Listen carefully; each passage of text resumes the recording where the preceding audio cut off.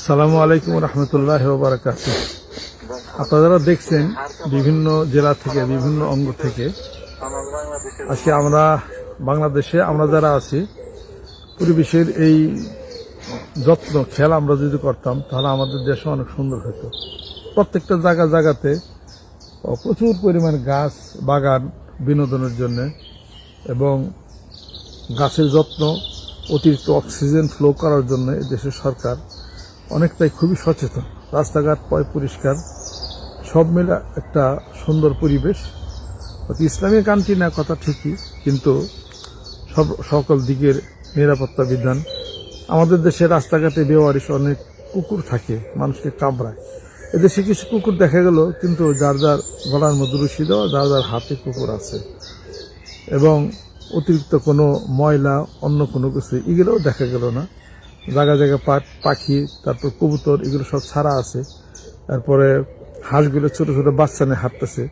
আমাদের দেশে যদি হইতো তাহলে পথচারীরা এই হাঁস নিয়ে যেত, বাচ্চা নিয়ে যেত, কত কিছু করত।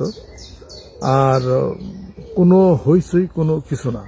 আমি পাশে দাঁড়ানো কতগুলো বিল্ডিং আছে, কোনো হইচই নেই, হলেই বলতে কোনো কিছু নাই। এখানে সবই নীরব, কাউরে কোনো ডিস্টার্ব করবে এ ধরনের কোনো কিছু এখানে আমরা পাই নাই। যে বাসায় ছিলাম, বাদলের বাসায় আছি আমি, আশেপাশে কোনো হলি নাই, গাড়ির হরন নাই, কোনো কিছু নাই। জীবনযাত্রা খুবই স্বাভাবিক। তবে প্রত্যেকটা মানুষ খুব ব্যস্ততার মধ্যে থাকে এবং শুধু আজের সময় নষ্ট করার মতো এখানে গল্পগুজব করবে এরকম কেউ নাই।